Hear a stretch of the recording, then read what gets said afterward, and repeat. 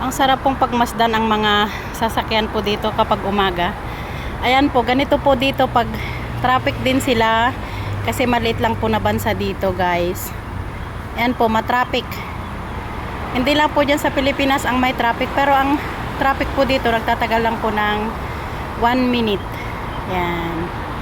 Dito po, ganito po mga sasakyan nila dito. Ang ganda po ng sasakyan nila. Malinis po na bansa, tahimik, at napakagandang lugar.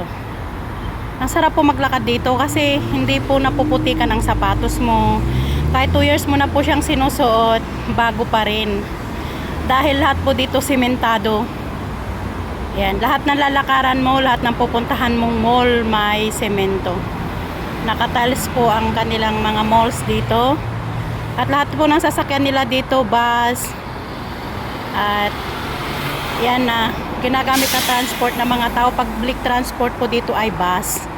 Lahat po yan ay may aircon. Kapag sumakay ka po sa bus, yan po ay pipindutin mo lang po yung bell para ikaw ay bumaba. Diyan sa Pilipinas po, paparahin mo siya para huminto at bumaba.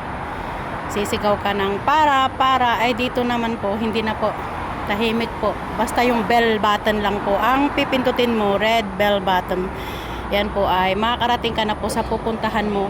At dito po sa bansang ito, guys, kahit isang araw lang mapapasyalan mo na siya lahat. Dahil napakalit na bansa, tuldok lang po, mas malaki po ang Pilipinas kaysa dito. Yan po ang na-experience ko dito, guys. Thank you for watching. I love you all.